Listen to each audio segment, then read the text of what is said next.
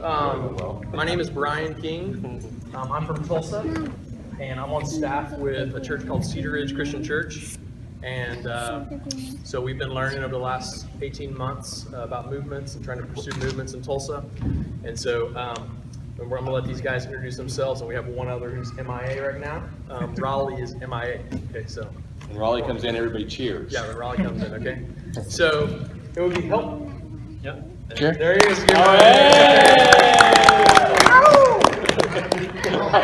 Barbecue was too good. I like it. Sorry. Yeah. So, for our time, we want to maximize our time. We have, I don't know, what's the break? You might know how long the break is? Yes. Well, how long the break is? Yeah, so how long do we have? We keep going it over says every time. that the break is 3 to 3:30. Okay. Okay, great. So all right. breakout No later. session starts at 2 to 3. So. Yeah. Okay, so we'll try to wrap up by 3, but we've been going over. So not we have been, but questions have been going over. So what would probably be helpful, because we want to maximize the time for you guys. How many of you are familiar with 3-touch training? Can I say that? Okay, all right, so that helps. So about less than half of the room is, so I'm going to take just a few minutes and lay out what a best practice that is emerging, that we all have kind of received and that we're learning through, and then we're going to tell our stories. These guys are going to tell their stories, and I'm going to kind of interject some of my story as well. And so one of the things we're seeing, there's tremendous potential, would you not agree, in the traditional legacy vintage church, right? Mature believers that know a lot about the Bible, who've been around a long time, who, we just want to see them equipped for the kingdom. And so what we're seeing, legacy churches, leadership specifically, are becoming interested in CPM, No Place Left, in the area of 3 different venues or avenues. The first one is disciple making. So I know for us in Tulsa, this is an area where we just failed. We'll just be honest. We haven't done a good job at that. And so our senior pastor, we talk about we've been accidentally making disciples. Thank you, Holy Spirit, that you're at work, because our efforts, we haven't done a very good job at that. And so we've also seen a renewed interest in North America, specifically in church planting. Churches want to plant churches. A lot of them are thinking, a Sunday morning model, right? Attractional model, but church planting. So we see even our church in Tulsa, we are a multi-site church, and so in the last decade, we've started 2 multi-site campuses out of our original site. So that's been something that has been growing in us. And then the other avenue is missions mobilization.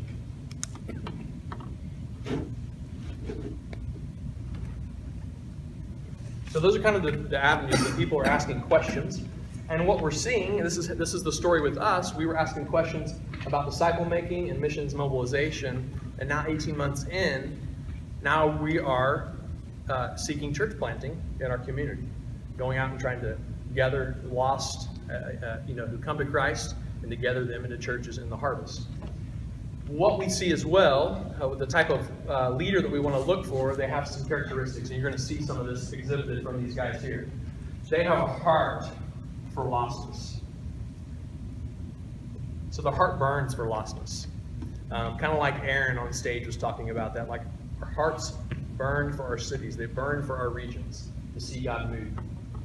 We also are looking for leaders who have a God-sized vision.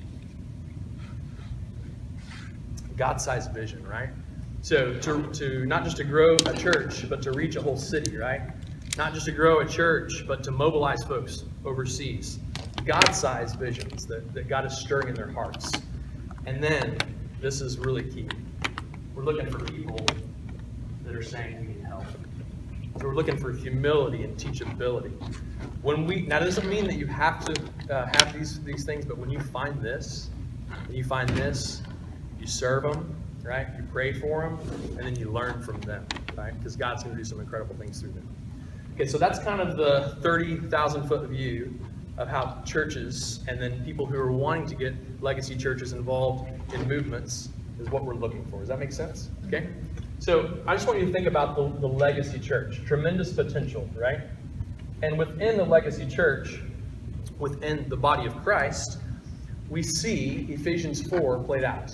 We see the gifts that God has given to the church. And I'm going to lay those out. We see that God has given shepherds and teachers. He's given pastors, right? He's given teachers to build up the church. But he's also given, and I'm separating these not because they're necessarily separate, but because we kind of see that played out in our world today. We also see the apostolic types, right? Or if you're not comfortable with apostles and prophets, you're evangelistic types, you're missions focused, people that want to go reach the lost. Our churches, though, many of them are shepherd-teacher focused and driven, right? So even in our church planning models, this is the case for us in Tulsa, taking a pastor type and gathering 50 or 60 people around him and moving to another location, believers, right? And setting up shop, a more pastoral model. And what is that traditionally, or a lot of times, it ends up attracting more church people, right? So we're not pushing out into lostness. Well, we know from the book, from the Bible, that these people are in our churches. And a lot of times they're driving senior pastors crazy, right? And a lot of times they're discontent, right? God is stirring in them. So they're there. And the great thing, what we're finding is as we go in and we train these churches, and we're going to lay this out just a little bit more. These guys are going to talk about it a little bit, how that's affected their cities and their churches.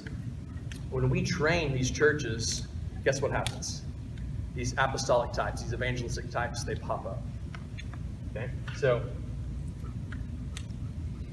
we raise up an apostolic team as we do the training. And then these folks are able to push out into the community to make disciples, to plant churches, start groups, to pursue the lost in their community without blowing up the legacy church. Okay? So these guys and gals, they move at the pace of the harvest. Okay? And then these folks, they're able to move at their pace. So the example I was just giving a little bit earlier is, I'll just use this, David, my friend David, he's right here, he's from our church. David is one of these guys, right? That we found through training, okay? Who the Lord found through training. There's another friend of ours, she is a more shepherd teacher person, and she's been praying for her brother for about a year. And just about a month ago, she actually sat down to share the gospel with her brother. Her brother actually did not let her do it, but she did. She took the step to do it. So she took a whole year to do that. So she's moving at her pace. Does that make sense? So she learned some of the tools. She's been praying.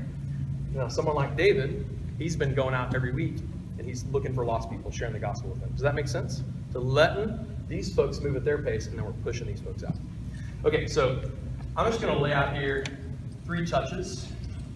And basically, I don't want to go into super in depth, but we can talk about it as we unpack a little bit. Basically, an event training. I'm just going to, I'll put event training up here, and then I'll just use quotations here.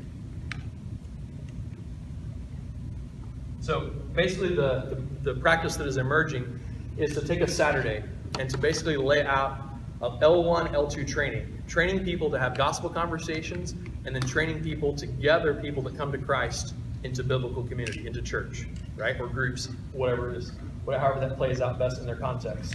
Train them to do that, and the trainers come in and they actually do 100% of the training. And then they wait about a month to 2 months, and they set another time to come out. In the meantime, these folks that are like, yeah, I got to do this. We're pushing them out into the harvest. We're gathering them around biblical community.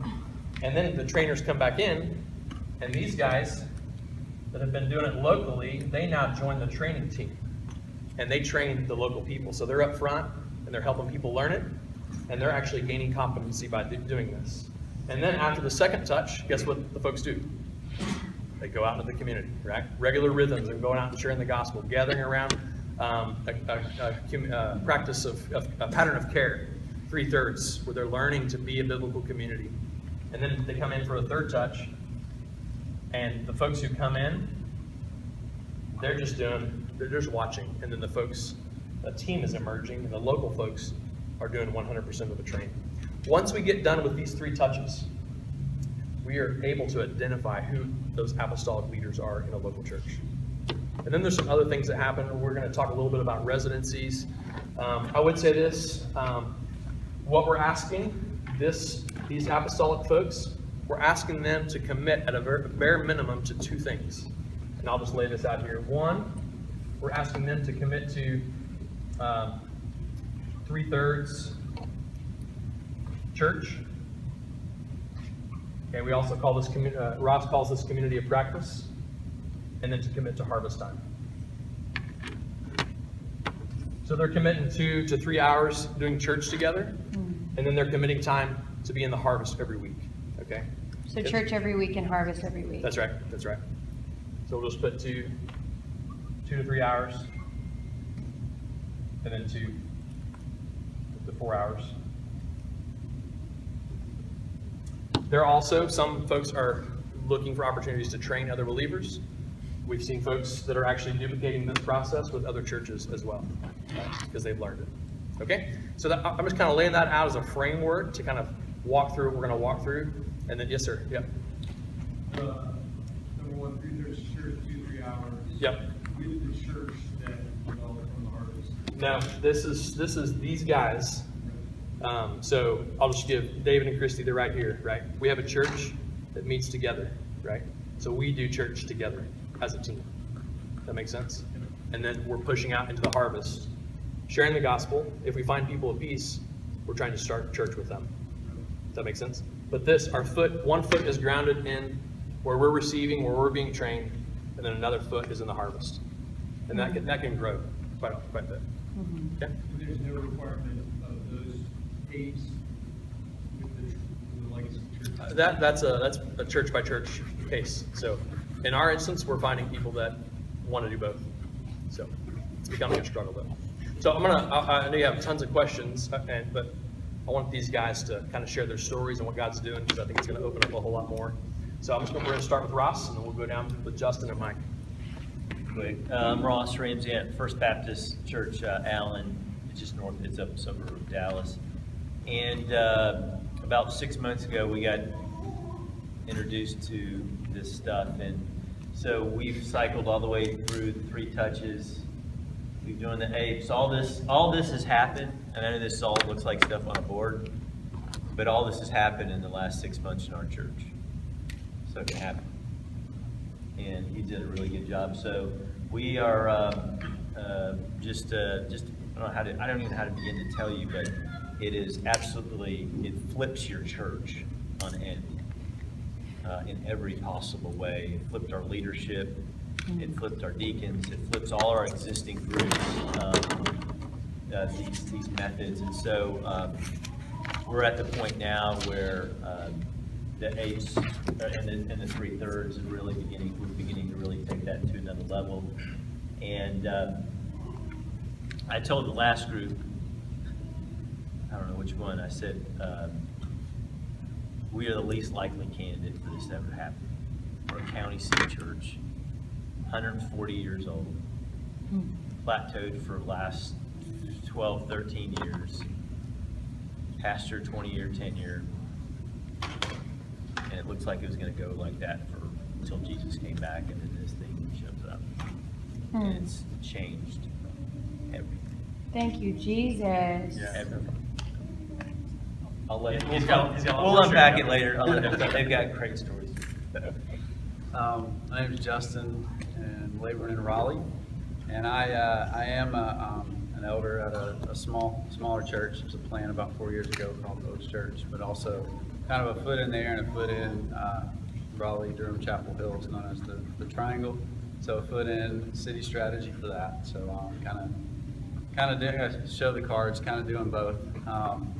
So I had an agenda with our church, but we were planted, and it was more of the transplant, kind of get the pastor, the leader, and a bunch of members and go do it.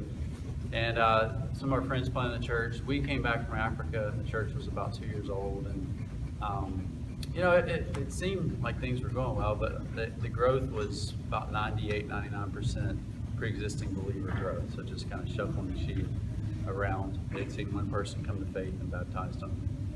The vision was we want to see a disciple-making movement in the triangle, and not win.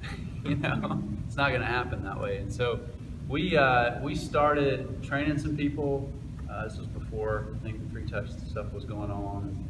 Just training people in the church, finding the apes, and then started to do some free touch trainings at other churches. And our team kind of this thing kind of came together.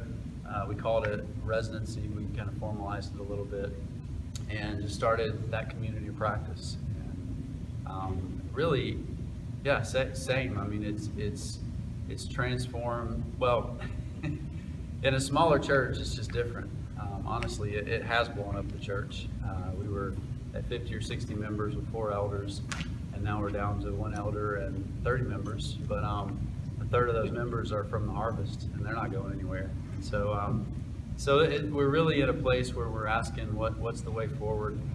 But it's encouraging. I mean, most people are out, they're engaging in disciple making and helping us train in other churches, and seeing it's hard, it's slow, but we're seeing people come to faith and get baptized, and so we're thinking how do we move forward, how do we build this out moving forward. But so I think for such a small number of people, the effectiveness is more than any church that I've probably been a part of, including really big churches, as far as impacting lostness. And so we don't have a clue what we're doing, where we're going, but we kind of backed into this. But again, it has flipped our church. But a smaller church just doesn't have the resources to kind of do both. It forces you to kind of put your cards on the table and decide what you're going to go after. And so this is what we're doing. Okay, and I'm Mike. I'm actually with Bryan and David and Christy at Cedar Ridge Christian Church in Broken Arrow, Oklahoma. And about 25 years ago, I accepted Christ. 10 years into it, I was doing the regular church stuff, right? You go to church, these guys train you, you go home. Next week you go to church, these guys train you, you go home. But there was never any action, right? And like I say, about 10 years in, I started going on mission trips. I thought, I've got to do something God was pushing on my heart. I started going on mission trips. And on the mission trips, we would go and do good things. We'd build houses. We'd do stuff like that. But there was a language barrier. I was never able to share the gospel. And God was pushing on my heart to share the gospel. So about 4 years ago, I joined the missions team at our church with Bryan and several others. And at that point in time, we started going through scripture and trying to decide, God, what is missions? Define missions to us. And it started shifting our way of thinking, what we were doing. And in that process, we had a young lady that loved the Lord and was told as a little girl that she was going to be on the mission field. So we're, what do we do? How do we get her there? And then we ran into Troy Cooper and Jared Hawk, just started changing the body of our church of what we were doing and what direction we were going. And in that process, we decided Avery needed to go to see Troy down in Florida, and then he needed to train her. And we talked to her about it. She's like, yes, we'll do that. And then Troy called us back and goes, all right, guys, you guys need to do it there. Why send her to us and spend the money of sending her to us? Use God's money right. Build your own residency. We'll help you do that. So that's what got us started on what's residency. But we went through that 3-touch training in the process, and we found those apes. And the apes from within the church started our first residency. I think that's what you were kind of asking at the beginning. So those apes started our first residency group. And within that residency, we do the 3/3 training. We do the harvest and the training within church members all through our residency group. So we currently have 12 people that are in the residency, that apes that come out of that 3-touch training. We have several other people that go out into the field, do more, and that's 12 just at one campus. We've got 5 or 6 at this campus, 4 at another campus. So we've got several APEs that have come out of this training, this initial training. And with all these, we are just going out and doing this group that's the residency group.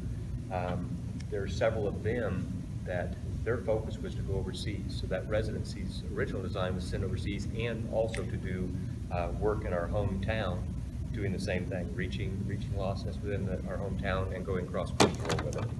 So from that, we have 8 people on track to go to India long-term because of this process. So they're learning it in their backyard, and then they're gonna take it over the same there. process. Yeah, and this And, process, yeah, and Mike, that's you, easy, the same process. how many hours a week do you work? I work about 60 Work about 60 hours a and week. then 10 hours of this. So you own 2 businesses, Yeah. right? And then you're doing this. Yeah. So Mike's just a regular guy. Not a professional work. Christian like Just that. do it. Yeah, that's awesome. Okay, so let's do this. I have some questions I can ask them. I'm not gonna ask them because I think you guys have better questions. So, what are some questions you have? Yep. So if someone approaches you, let's backtrack and pretend you hadn't heard this before. What is, when you share with a pastor of a legacy church, what are the key words that you need to hear? And I've heard, if they're a feeler, let them see stories in the harvest. If they're a doer, take them out in the harvest. Have you guys heard that before? Thinker, then show them scripture. So but I'm asking you, if you can think back, because I've sat down with 4 pastors and 3 of them have let, us train their congregations, and we're looking for the apes. So, but I want to hit every church in San Angelo. So what do I say? I mean, Like, there's some key phrase that'll unlock all this? no. I think it's prayer, It's obviously. different. No, I think Yeah. your example is a good point. They totally knocked the 411, totally knocked 3 circles. Like, no, I've been there, heard that. Yeah. I'm like, okay, so T what do for I T. do? I go to Okay. 3/3. They have no discipleship strategy. So I go, what do you do in your groups? And they go, we eat donuts, drink coffee, we do a prayer request on travel requests, and the teacher teaches for 41 minutes. There's your problem. I said, you have a horrible, your groups have no discipleship. And you So can do now I'm going, so that was the hook. He's like, okay, now you got me. I go, you have a terrible pattern for making disciples. That's not gonna make a disciple. Drinking coffee, hanging out, shooting the bull about the Cowboys, having prayer requests for about 15 minutes, then a guy teaching from a Lifeway curriculum for 45 minutes. That's not gonna produce a fisher and follower of men. And so he's like, okay, now you got my attention. So that was different with him. Those other 3 churches, I had a relationship with a minister of education, and I brought them to a First Touch training. And we prayed to God. We said, okay, God, and we put some really good modelers with them. And all 3 of those churches had someone that got saved in each of those things, and they're like, we're in. Yeah. So I don't have a term to tell you. I Sure. got those guys in to the First Touch training, and they all had great experiences. Well, I hear several things. One, I hear relationship, because you have a relationship that other people Yeah. don't. Definitely prayer, but then seeing it. Those are keys. I mean, and we're seeing the same things, but if there's anything that I'm just like, if there's something that I hadn't heard, I want to hear something. It's a spiritual matchmaking service to churches that are, to his point. Now, I'd love to say we were all of those things. We weren't, but I was looking for Kyle and Aaron, and they were looking for me, and I didn't know it. And it was it's like a matchmaking service. And so when we met, we didn't even know it. We're like, hey, am I dating you? It's kind of like, okay, don't. But what I mean? It was, so I realized this is what I'm looking for, and it was just, some of it's so God initiated, and we try to. No, yeah. Yeah, It so can't be manufactured. I agree Yeah, I with know, you. I can't. I would love to say Right. I'd write a book A, on B, it if C, I could, sure, but, exactly, yeah. So I'm not. I hear you. I think it's a key point in your story, so. Yeah. Back there. You said originally the three areas for entry is disciple making, church planting, mission mobilization. How do you tie evangelism training into your disciple training? Because I find that's a key area. A lot of strong Bible-based churches, they're really, the hook for them is their people really do not know they share Jesus. Yeah. And the goal is to make disciples, not just make evangelists. That's right. But that may be the book. So Yeah, definitely. I noticed that come across, some people call it 411, others gospel conversations, others no place left training. What had y'all been the hook that you called maybe your First Touch training? Justin? We use gospel conversations. That includes 411. Yeah. So that's kind of what we've done. And for us, being around a seminary, they think that most of these are good. So evangelism's actually, evangelism's actually the one that they're looking for most of the time, because they know they're not doing that. And, yeah. Mr. Two, what do you call it first touch? I've changed so many times, like, oh man, I need to give this name, it'll pop once I get that. I started outreach training, gospel conversations, I did that one because Scroggins' book, I'm like, oh, that'll get them in. No, that didn't work.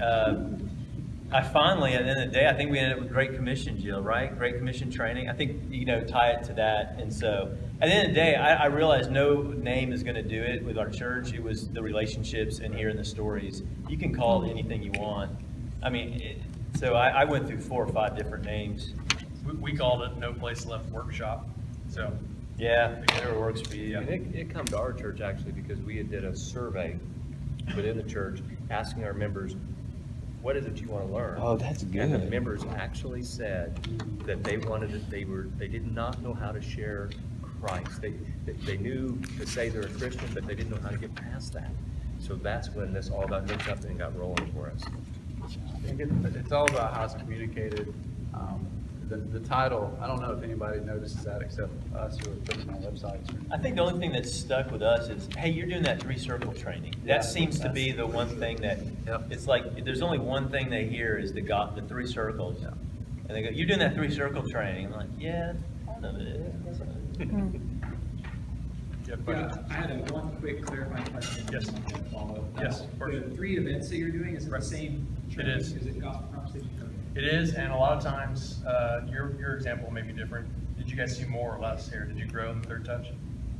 Oh, gosh, yeah. But a lot of times, you actually won't grow, Yeah. like your attendance won't grow. But the real point of the third touch, I mean, you're touching more people, but the real point of the third touch is that Yeah. all your folks are leading it, right? So they're gaining competency. Now we can do it, right?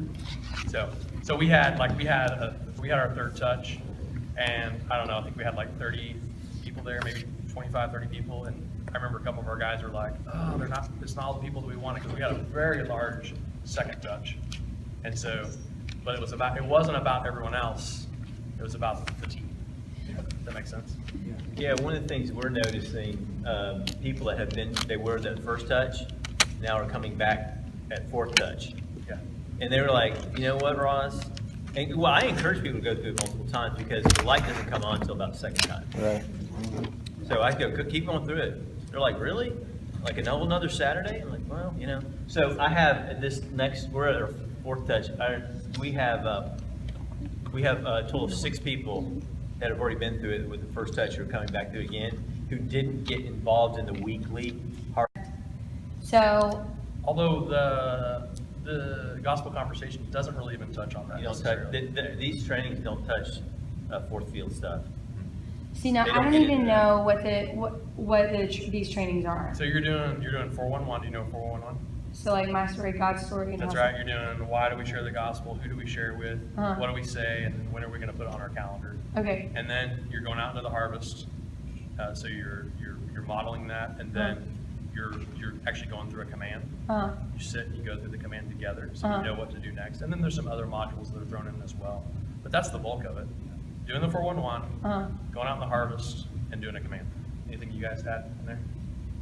Even the command is more just exposing them to it. Yeah, So it's by that good. point, It's I not- find by that point, they're doesn't like, take off. they're checking out, Yeah. by then they're glazing over. Yeah. Now, in the commands that we're Mhm. using, you're casting vision for church. The commands do, but Sure. the training doesn't really touch on that. the training doesn't touch on that, but this research group that they do weekly is where you do, now, so that would include the disciple making then? Because Yeah. you're hoping if they lead somebody to Christ, like you're equipped with how to train them. Yeah, I mean, I put those up there because it's like, what was your name? John? John's asking the question, what questions are they asking? Right. Sure, So you're not necessarily, this is what this is about. sure. You're introducing, hey, God wants us to go reach the lost, He wants us to make disciples. This is how to do that. And we're gonna practice it a whole lot here, and then we're gonna go do it this afternoon. Yeah. And then you're looking for who are the people who say, sign me up, I've been looking for this. Who else wants to go do this? let's go do this. That's what these touch trainings are designed to do. And then when you get those apes gathered together, now you're getting to what you're talking about. That's right. You get deeper and deeper and deeper into what is it to be on the field? What is it to do this? Yeah. And how do I reproduce this? And then I didn't put it on here, but about 4 to 6 months in, what we're learning is a good practice is to take the doers and now take them through a 4-day, 4 fields training. A whole 4 field training. So you've been doing it, you've been working the harvest, you've been seeing people come to the Lord. Now let's give you the rest of the tool belt. So the fruit's just being assimilated into the existing church? No, they're trained to go start it in the house, but No, I think you have both. they're flooding back. Yeah, you have both. But if you don't have the pastor's authority to, Right. so that's kind of my question is like, you Wait, kind of hold need to on. know what you're doing at the What front don't you end. have authority to do? I mean, what in your context? What do you have authority to share the gospel? I don't know yet. We don't know yet. I think what she means, some pastors are not ready to release their Oh. people to do baptisms. Okay, plant okay, that's churches. cool, that's cool. So to call a group a church in the context of what we would consider. a That's right. church, Sure. I think that's what she's Sure. getting Yeah. at. So if you're at the point that you're going, wait a minute, do we bring this to our church? There's others that will come alongside you. All you have to do is talk to your pastor and say, listen, I've learned this, and I just want to show something to you. And literally, a team will come in and sit down with the pastor, and if it's elder-driven, and just talk with them and guide them through what is this process to get the people to be evangelists out telling the gospel. And there are some churches that, like, okay, you have to bring them back to the church to baptize. Yeah. And my thought is run with that, right? Sure, Run with it. if the door is open. Yeah, right. But you would agree that having an understanding between you and the pastor at the front end, not just Would for be the better. purpose of not Oh, stepping you on their should. toes, but for giving and vision. Like, I want to be able to say like, hey, let's reach this city in this Let me tell you, way. in our situation, Uh-huh. the baptism thing was always, it's kind of like, I was talking, it's like you begin to date somebody and you're like, should I tell them I'm divorced? You know, it's kind of like you get into, you know, do you want to be full disclosure? What we found is we got into this thing not knowing what was at the end of around the corner. Okay. And so we just were like, okay, let's do it. And he released baptism and church planting after the fact because he saw what this was doing to the church. And it's kind of hard to deny the work of God. You're like, he almost acknowledged the fact, Jill, you can back this up. There's something going on here. And I would never get in the way of this.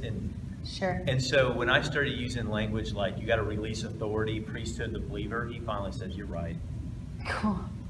He realized Okay. that I cannot block this. Okay. That's a really good point, because really showing respect for the pastor. That's right. It's not like you're hiding anything. You're not. Although you're just not letting them see everything, because why? I mean, that's kind of like Jesus. He doesn't tell me my whole life. You know, I just need one step at a time. Yeah. So, but it does also show respect and allows them to release the authority at the appropriate points. There may be something else he needs to release that you don't even know about yet. Yeah, yeah. So- And I Well, think that's, yeah. You want to honor that. You want to honor that. So Okay. we did a training in Louisville, and I was getting ready to go up, and maybe it was training 3 circles, and I'm going to throw in baptism, and I grabbed the associate pastor. I'm like, is this taboo or not? He said, yeah, it would be best not to. So I didn't throw that in. Just right there in the training. Well, I just didn't He talk didn't, about he didn't baptism. talk about it. He avoided that. We're gonna let them work that out, Okay. Right. right? Yeah, this bumps up against ecclesiology really quick. You'll realize it, yeah. I was just gonna offer an anecdotal story as well, because I didn't know any of this, but I had a friend who, you know, I'm training in some stuff, and he wanted to really come and help some folks in his church do that. He's on staff, and I didn't even know that, because the church that I came from in Austin, they just kind of expect you to baptize believers if you problem with faith. So I had no idea that was going to be an issue. But then when I was bringing up, we were using a different tool and walking through Matthew 28, and we were bringing it up. It's like, are you willing to be baptized? And when are we going to do that? And somebody just put their hand up and said, we're allowed to do that? And I felt stuck because I was like, well, and I looked at my buddy who's on staff. I was like, Jorge, what do you think? And he said, maybe we should talk to Pastor Hellman. And so what I did is I ended up just saying, hey, why don't you guys, homework assignment, go home tonight after we're done and like look up all the passages that talk about baptism, and then you figure it out. But like you ultimately, you submit to this, like this elder in your life, this pastor is leading and training and teaching and shepherding you. Right. And you want to come under that. Yeah. And what was really cool about that situation was when you can do it in a similar way is they went to him and they said, well, you know, how do people get baptized? He said, well, they have to talk to me and then we baptize them. He said, well, can we baptize them? He said, yeah, I guess so. Why not? That's great. So it just took like allowing them to figure it out themselves and, and not trying It's a to- great problem to have when you start having Right. a problem. Man, I tell people, man, that's a great problem. Wait till you have it, you know. Well, wait till you have 31 churches in the harvest, and we're like, how are we gonna train these like obvious pastoral people to pastor? Whoa. So then your residency, not only is it going to be residency for apostleship, that where you're releasing people out into the harvest in other nations or even in other cities, you're also releasing or having a foundations training and teaching them how to be Church. Yeah, exactly. How to be pastoral. And then the pastor's going to be like, no, wait a second. So 31 churches, about 10 people, that's 310 people that are having church outside my church. Well, my church is responsible for that. Okay. That was some difficulty we went through with our church was, how do you release authority and what do you call that church? Because we're Cedar Ridge, what do you call that church? Right. And, well, we don't We call just call it anything. church. That's God's church, Yeah, it's right? church. Yeah, and I think You it's gotta important release to it. realize too, that I think we can fall into, people are just all about wanting to control that. Right. I would assume good motives. Sure. We're wanting to honor, they're wanting to honor the word of God. Yes. Exactly right. And maybe they just need to be shown the word of God, like the brother was talking about. Somebody else had their hand back up? Yeah. I was just asking, between first and second, you do the whole cycle of commands? Before you No, not You necessarily. have like 4 or 5? Do you- Yeah, do you normally just do? the weekly, however long it is in between the next touches, but 4 to 6 weeks is about the average. It wasn't for us, we took a lot longer, but this is emerging as the best practice. 4 to 6 weeks to come back, so in between there, however, when you can get in 4 or 5, but then they're going out into the harvest as well, so. I did several, and the church always wanted to do the touch in the church, and it seemed like it died. And I tried to get them to do it in a home. Right. But churches say, well, hey, we've got the classes open, let me invite the church, we'll get them here. And I couldn't get to really a second touch. By the time the first went through, it trickled down to nothing coming back to the commands. Right. Because they didn't really want to do it at the church, they couldn't sell the pastor on doing it at home. Yeah, You're talking about on an individual basis. You've met somebody, you prayed with them, you shared the gospel, you accepted. talking about as a church. Is that what you're talking Talking about? about church, he's trained, right? Yeah, churches training, we did the community of practice, but the church wanted to do the community of practice in the church building instead of in the home. And then after a while, people stopped coming to the meeting because it's kind of like going just one more time to church, rather than, hosting it at home, Yeah. which is what we wanted to do. That's exactly right. We do want to do it in their home. Because the people that are not coming to church aren't coming to church for several reasons. That's why we're going to them, right? Yeah. If they're driving by that church all the time, and if they're not stopping and coming to that church, then we need to go to them. That's the whole process. And, So, but yeah, he's you're- saying, but even for the folks in those folks you find, for them to model that. Oh, in the home. It's another class, and they already did the Sunday school, so they can Yeah. come back to church I think that's another day of the week. I think Yeah. that's why this right here is helpful potentially for casting vision to a church, that this is what we're after. Because we're running, Justin's getting that very a little bit, we're running the same thing where we're training the church and they're not able to get back to the second touch. But I think a little bit of it is they don't understand what this is all about. Do you have that commitment lined up someplace that you can ship it to us? Sure. So you see, because I think I talk about it, but then when I come back to the second touch, it's kind of like I didn't say anything. Yep, yeah, we can do that, Yeah, yep. been there, done that. All right, so I need to go back to the Yep. basics. I have 2 questions. Yes. One, okay, so 3 touch, so that training, you do 4-on-1, week right. 1, and then what happens after? Like, I see 1, 2, 3. but- On the event training, this is a Saturday, Okay, that's a right? Saturday. A whole day Saturday, 9 to 5 or 4, and you're laying out. Wow. Yeah, okay. yeah, so you're laying out 411. We have a tool called Brutal Facts. Basically take the region, the metropolitan area of a city and just say, how many people live here? How many people are lost? And you basically say, the model we've been using, we can't do that alone, right? Try not to say this is a bad method. but it will not reach the city. Just building church buildings and doing Sunday, beside the fact that there's a large population, they're not going to come, right? Yeah. So that's one of those. And then there's a module called the Mission of God, just like this is what God's been up to, and He wants to use ordinary people to do that. And then you go into the 411, which we talked about. Why do we make disciples? Who do we share with? What do we say? And when are we going to do it? And then we go out, model going out into the harvest, the principle of that from Luke 10, and then going out 2 by 2 and going out and practice sharing the gospel.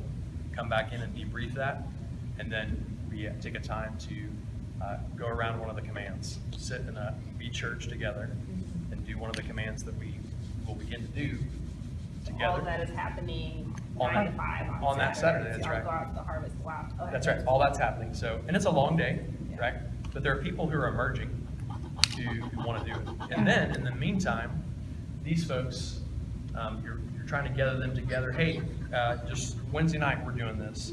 So, Ross, when are you guys doing what's your practice right now? Harvest time is Sunday and Wednesday evening at 6 p.m. and then we do 3/3 on Sunday morning. Got it. So and that works for us. Yeah. So as soon as you do this, like, first touch, 9 to 5, you announce, like, hey, this is. Yeah, you got to give them next steps. They walk out of there. Yeah, you're Yeah. saying, all right, we take that. You do yours on Saturday. You're training, and then we take that Sunday off. We don't go out that next Sunday because we just went out Saturday, Yeah. and then we get them into the harvest immediately on Wednesday evening. Okay. If there's a gap between training and harvest, Yeah. it's like I have an equation now. I call them washouts. That if they go to a training and they don't get in the harvest in a certain amount of time, they're out. They're done. And what's that? Because then it's just information that you. Well, want. now what has happened is they've audited information, and when you audit biblical information, it hardens your heart when you don't act on it. And so if they're hearing it, they're just going to file it away in another file in their brain of all the sermons they've heard, and they don't have to act on it. So if you get them in the harvest quickly, I'm beginning to see patterns. Yeah. Very quickly. And then the 3/3 and the command. The Oh, beauty yeah, of that that's- is yeah. the beauty of that is every week we look each other in the eye and we say, "How's it going?" You said last week you were going to obey Jesus this way, and you said you're going to share with your friend. Yeah, the 3/3 keeps this thing from being a brush fire. Yeah. If you don't do 3/3, this thing's it'll be like a sparkler. Yeah. But it's interesting about the 3/3, and that's a whole nother talk in itself. The 3/3, what we're finding is the 3/3 is starting to back into all of our other groups. Oh, fun. And I didn't plan that. Oh, it's the best thing in the world. I walk by a group and I see them doing practicing 3 circles, doing a couple of the oaks. Didn't plan any of that. Didn't try to orchestrate that.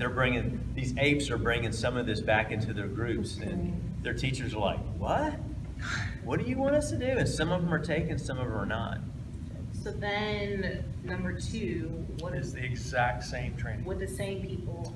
With whoever. No. Oh, no, with whoever. Yeah, Okay, I mean so- you're invited. So you're just telling cool. the same church. But That's- this time Yes, you it's have. at the same church. That's right. Yes. Okay. And anybody that brought somebody, you're like, oh, that might be an ape. So, Okay. But Yeah, you're yeah. using the people from the first training to training. That's right. So Okay. let's say the 4 of us came in to train your church the first time. We're going to do it all, and then we're going to be looking for folks and help you identify folks that are popping up, right? The trainers are only people in the harvest. Yeah. You don't get someone who talks real good and did the who real well and doesn't go to the harvest. That's Amen. So next time you come back, then you have what's your name? Paige. So you and Paige have been going out in the harvest, and Gibby joined you guys the next week, and David joined up with you guys. They've been doing it. Okay, now you guys come up, and we're going to divide up this thing. Nice. Okay. Then the Beautiful. last time, now some others have joined in, right? Same training. Same training. But you guys are going to do it. We're just going to be here to help you. We'll meet the night before. We'll go through it. I Now love you guys it. are going to run with it. Now you got it all under your belt, Yeah. and now you can push out.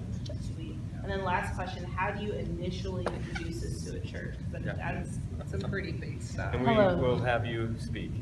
You have several. well, like Ross, correct? Like Ross said, there have been several ways that we've done it. One, I had a relationship with a pastor. So I went to the training in November, and Like, I'm already texting them, "Oh, we need to meet today." I mean, so I'm texting everyone. Well, what happens is that person, so it doesn't take at first. You're like, we'll meet again next week. We'll talk about this. We'll pray about it. You go to another church and we shared with them. And then these guys ended up having prayer. And it's like, so a couple of pastors talked to each other. Did you talk to James Baker too? What? And so then they like, okay, let's draw straws. Who's going to do it first? You know? And so they give, I mean, so it's relationship. It is the Holy Spirit, but it's also, if one church says no, it's like House of Peace Search. That church said no, I go to this church, I go to that church. And then this church has the training, and that pastor's like, man, I could have been first. You know, or, I mean, it's not about that. But, so then what we did is we brought a pastor to, and you guys mentioned that too, we brought a pastor to a training. And then he's like, okay, we're in. And then they came. But well, then that pastor said, this is a legit deal. And now we've got another pastor who actually has a school of ministry. And he says, you guys are in. In fact, you guys are going to get one of my days, 4 hours in our school of ministry to teach 4 fields. So then it just becomes organic. And then you step back and you're like, okay, the Holy Spirit's doing this because it's awesome. Yeah. And, oh, sorry. But I'll also say, if you don't know anybody in particular that's in your area that's doing 4 fields now and doing all this, no place left, if you want to have somebody come connect with There you, you minister, go. people will come that Yes. are doing this, and they will sit down with you, minister, and talk if it's there. What do you present to them? She means like what language do you use? Yeah. Like, yeah, here's a church planning tool, or this is a disciple making tool. What language is Here's like, a whole don't say word. that. Let me I draw tell it out. stories. I tell stories. I don't know what Ross does. What do you do, Ross? Yeah, I tell stories. Some of them are very jaded. They're like, yeah, that worked for you. It's just been, for me, introducing other churches has been a God relationship thing. I'll be really quick. I'll tell you what happened, how I introduced it at our church. And I'll be as brief as I can. I've been at my church for 5 years, and so I met with Kyle and stuff. They shared with me, and I had no idea what I was getting myself into, but I was desperate. I didn't care anymore. I was like, you know. And so I've been at my church for 5 years, and I threw all my street credit into this and invited everybody I knew. I called them. I said, I want you there. And they're like, oh, I like Ross, but I have no idea what you're getting. So we had this meeting. It was on Sunday night at 5 p.m., I don't know. And people were just, room's packed. And they're all like this, you know. Mm-hmm. And my pastor's there, and I had been working with him on it. I had done some work with him, but this is and so me and Kyle basically, I gave him the 10 markers of movement from Jimmy Scroggins' book, Turning Gospel Conversations, Turning Ordinary Conversation. There's on page 14 it says 10 markers of a movement, and I went down every one of them. I go, we don't have any of this going on in our church. We don't have any of this. We want to see a movement of discipleship, and we don't have any of these. I mean, I literally went down every one of them and described them. I go, do we have these? Nope. All right, you guys want to start getting this here? And I said, great. I said, Kyle, get up.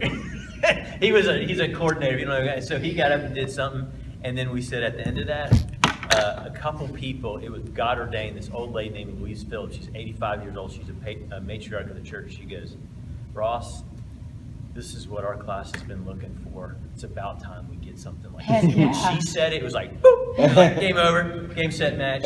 And so at that meeting, I go, I had this on the calendar. February this, I want you there. And so I put that on there. I put cards out. I had everyone that said they were interested in it. I got all the people that were at that meeting. And then from that point, from that day to that day, I constantly was recruiting everybody I could. Everybody I knew, I said, I want you to come to this thing. And that first training popped. And so you have to be a good recruiter inside your church to get people to come to this. Don't put it in the bulletin and think everyone's going to show up. Not. That's a terrible don't do a cattle call. Mm-mm. You got to go. I literally was on the phone for 3 weeks. I didn't forget sometimes, who am I talking to? You know, I was like, I had the same spiel. I was texting. I was going to lunch. I was constantly. My church paid me for 3 weeks basically to be a recruiter. There you go. for that first touch training, and I just said, God, you better show up. And I prayed that night before. I go, God, I mean, I was going to look like an absolute fool. And I was like, Kyle and Aaron, I remember the day before, I go, this thing doesn't work. I'm looking for, you're hiring me. And it did. That first, God showed up in a massive way. And that's a step of faith. Yeah. You got to step out of the boat onto that water at some point and look like a fool. And that first touch training was it.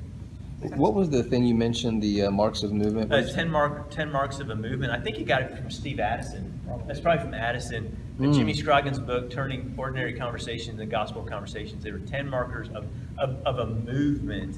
And I looked at that and I go, we don't That have would any be of a that. good book, that book. That's to a give great to a book. church leader, because it's really written in the context of a church. Really. Yeah, Jimmy Scroggins wrote it. It's not quite as raw as movement stuff, so. Any other questions? No, that's One all. more. One other thing real quick with that. Yeah. So also thinking outside of your particular local church context, so you're wanting to impact other churches, you've heard you mentioned other churches. So what we've seen is don't just recruit, certainly recruit people in your church, but there's a handful of people outside in other churches. We've seen that bear fruit. When they come into a training, even at a church that's not their own, it seems like all of them, it clicks, and all of a sudden you've got a meeting with their pastor. They're knocking their pastor's door down like, you've got to hear this, and that's been really effective for us. But that's kind of led our, where do we go next? And so Yeah, that's been. You know, it's funny you mention that. Our trainings now are beginning to flip. It's 70% our people, 30% the community. There you go. And Other it's churches? slowly moving. As we move through our church, our trainings are becoming more of the community and less of us. And your training teams too Yep. start becoming cross. I mean, we trained, the last gospel conversations we did, we had 15, 16 trainers. I don't know, 5 different churches. Half of them were ladies. You know, there were spouses who were helping. And it was awesome. It was awesome. So you're building a network too. in the Yeah, city. you know where we're finding how we're connecting with churches? We're knocking on their doors out in And it's a Harvest, church their member. members. Yeah. And we're looking at them and going, hey, you want to come? So you run into a believer, you do 3 circles, right? Right. What do you do with a believer? Oh, 411. great, hey, I'll see you later. I'm like, no, No, hey, can we we train train them. you? Can we Yeah, get your right. church involved? Yes. Nice. And so they're like, yeah. So we're growing our church through people that are desiring to be trained in how to do the Great Commission, and their church isn't doing squat. And so we train them, and they go back to their church. So it's, you know, it's kingdom stuff. They bother their pastors. They bother You their- have to. Right, that's good. So- Why are we doing A that? couple hands went up back there in the back. I was gonna ask, how to disciple making, church planning, missions mobilization, what are you finding are like, it's kind of like the low hanging fruit that a lot of churches are saying, man, this is where we are, and what do you think is, out of those 3 is, they're not even on the horizon, or maybe. Disciple me. in minds? I put another box here, if you don't mind. I'm gonna put a box and I'll put I'm gonna half it, okay? I'm gonna put failure. Whatever you wanna call it, flatline. And then the other one I'm running into, we wanna impact our apartments around us. I've heard that once, and they're gonna go, yeah, we got the inflatables ready, and yeah, that's their strategy. So I'm hearing this, and they're hitting they're failing right now. They're not, you know, whatever they're doing is not making impact. And so I'd say I'm looking for someone, and that goes back to the health part. I would say that right there. I mean, but they want to impact the apartments around them. One of the things we've done, which we didn't mention that much, but Christy's sitting here, she has 2 kiddos, and her oldest son, he shares 3 circles at school, and we've had kids go into camp and we've trained 3 circles, the 411 at camp, and so people are kind of just hearing, so it's more of an organic, like we heard about it. So like we're getting this request, hey, how do we become a part of this 3 circle stuff? So that kind of goes back to the gentleman who was talking about evangelism. You know, our people don't know how to do that, so I think that's. Yeah. I'll tell you, if there's any trainings going on, or if there's any of these touches going on around you, and your church isn't doing it yet, try to take somebody to them. You're Grab in a Memphis? leader, Is that anybody, right? go. You guys are in Memphis? There's a pretty big. Are you guys connected with them? Yeah. Yeah, so I'm in the cohort and I go to a traditional church, and so like my main question is, what does it look like to have that initial conversation? I've tried, like, Yeah. this one time I sat down, I drew out the whole 4 fields, probably wasn't the best idea, too much information up front, but what do I say at that first, like, that first conversation? What does that look like? Like, hey, like, I want to talk to you about addressing lostness in our city. Right. I want to talk to you about disciple making in our city. Maybe, like, maybe what- brutal facts. I've seen eyes open up. Have you seen the brutal facts? Mhm. Yeah, I mean, I think that's a good tool for pastors to be like, yeah, even if we started 15 campuses, we couldn't reach the city. Okay. You know, we don't have enough money to reach the city. I mean, that's, I like his approach. Just go to church out of the harvest and just forget about all these. The energy it takes to convince a pastor that's Almost been not to like that. Southeastern's got a PhD or Southwestern or DTS. Yeah. I mean, these guys are so, oh man, they're skeptical. yeah. So I would say, I grew up. I cut my teeth on these guys. I was at Lifeway for 3 years. I kicked out the programs like you're supposed to, man. And we have ruined these guys because they see it as another thing, and that's just because I just see it in their eyes. They just start to glaze over.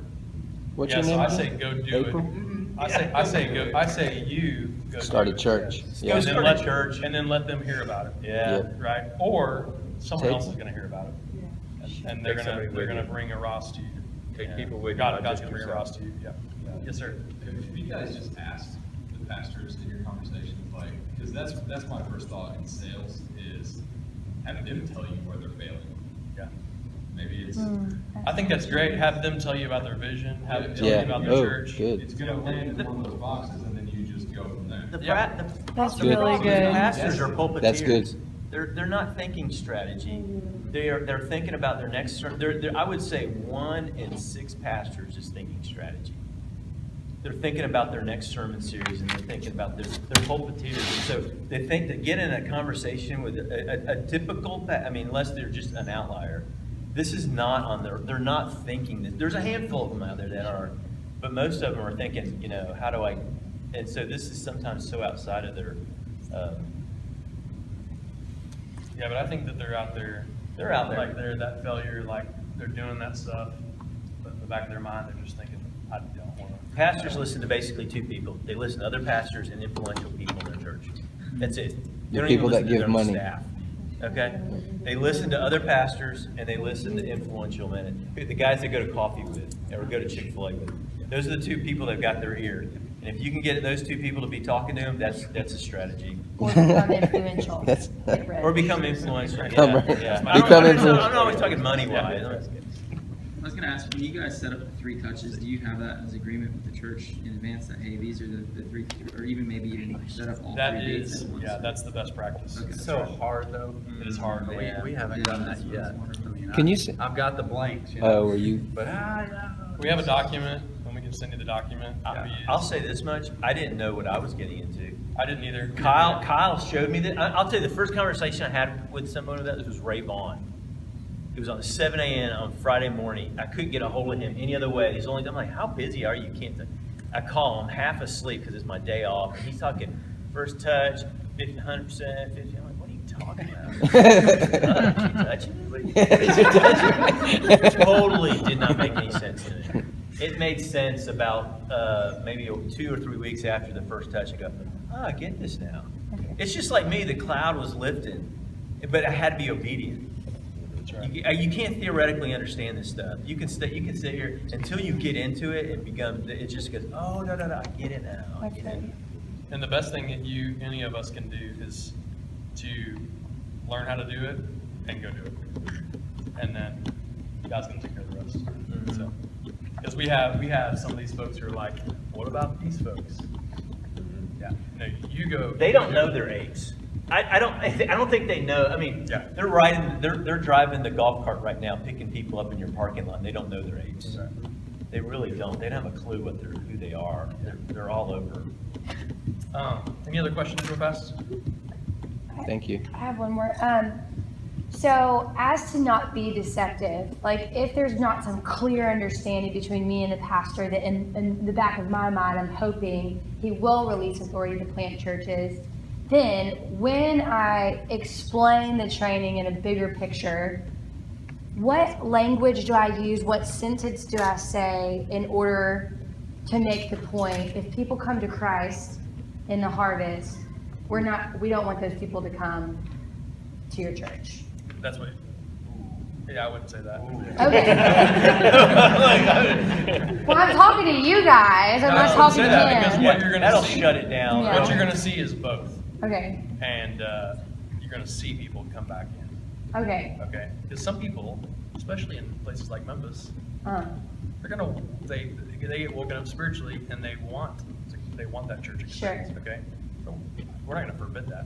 Not forbid it, but I know that y'all say it in the training. That's where we use the brutal facts. You know, in Yeah. Raleigh, 7 out of 10 people you pass by are far from God and not interested in attending traditional church. And so what we'll say is, no, I'm not telling anyone where to go. That's the Holy Spirit's job.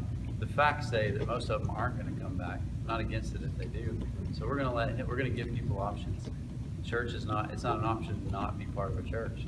And so whether that's in the home or whether that's in the Legacy Church, theirs or someone else's, I really don't care. I mean, that's the Holy Spirit's.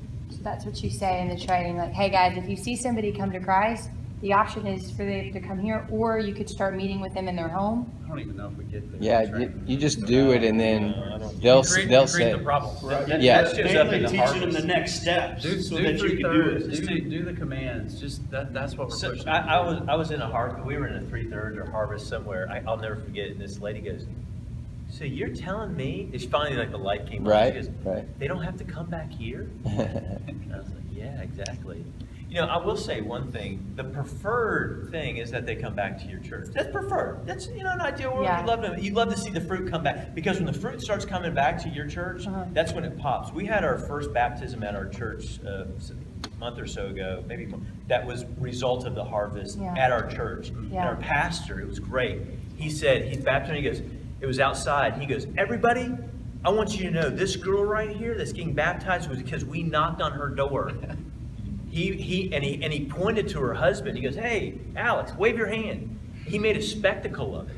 And everyone's like, okay. And so that was really important. And the other thing is we are beginning, I told this story the other day. We had a girl who's been gone for several months. She got a job. She came back for a baby dedication in our church last week. And she came up to us and goes, what happened here at our church? And I'm like, what do you mean? The diversity that starts the back door into your church. Yeah. I mean, it started looking different. And then here's the third thing. Now, this will speak to a pastor of a traditional church. Okay, there's called the killer bees: buildings, bodies, and budgets. Okay, you speak to any of those three things to an existing pastor, you're talking to a church. What we have seen with these apes right here, they started giving more money to the church. Anybody that we were getting into the harvest, we saw it accelerate other areas in their life that were Dormant. that were quantitatively trackable. Okay, so the people that are in the harvest, even the apes for our group has grown.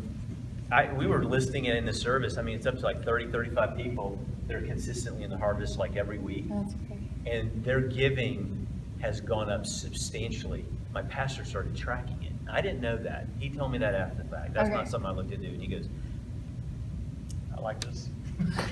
Here's the point. Here's the point. He says, Ross, that's going to keep the machine going over here. You do whatever you want over here. And because that's kingdom, he goes, you can do whatever you want. You're keeping the institution going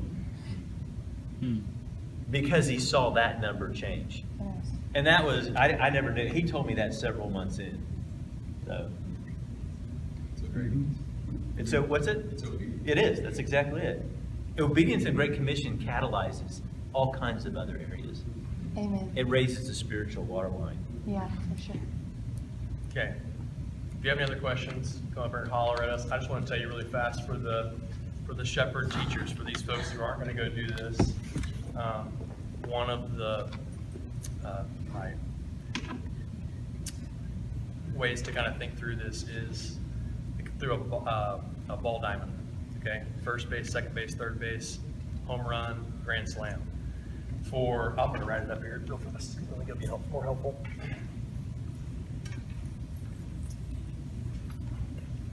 Because we're gonna have people in like I mentioned, the lady who prayed for her brother for a year, then finally shared with her brother. We have no control over results. But we can begin to pray, right? We can pray for lost people, pray for them by name. So if Ross is my lost friend, I can say, hey, Ross, can I pray for you? And pray for him. That's a single, okay? So could everyone in our church learn to do that? In the legacy churches? Yes, they could, right? And then could everyone in our legacy churches learn how to share their story and God's story? Yes, they could. And so what wins championships are singles and doubles, right? Praying for people and sharing the gospel. Yeah, so we were able to see someone, I know I was gonna bomb this. What is third base? That's somebody who gets saved. That's somebody who gets saved. Home Okay. run is someone. Third base, somebody who gets saved. Home run, they're baptized. Okay.